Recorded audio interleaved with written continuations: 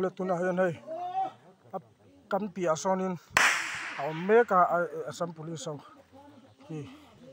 hei tuna hianin tuna hian hei anin kapa LMG te ekete disaste hei bangkar nunga tiam chu kan meka pakata liama takani ka funiam takani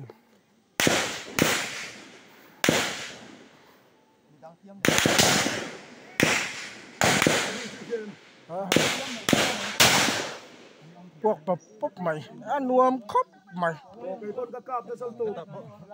live ngata hanin dau chu lo nuam khop mai in dau hi nuam ani he okay nuam takani khifi ma tam si so la so nai du kanar ayar du ki to no ma civilian ta hai ki ta chaka ge ran boka lekin đây làm công cùng tê đòn việt sắc quý khóc mấy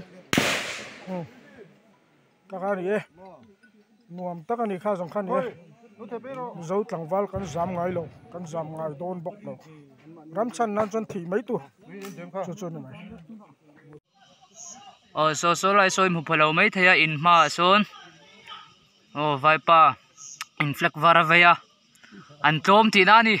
tuna han Assam Police le Mizoram ayar ten in kapa hey helai chen phak ngai nau lo silai pu to abuai ta ko be kan bok trup ani he khilama tlang lama te khian tlang lama te khian kan ayar ten oma vai hau chu an tlom nin kan thria so fleck vara ron vei lo tuna khian kan ayar ten an lu le ta ni khitlai mun khi voin chunan lu chuan na nu khan da let le ni ro pi khop mai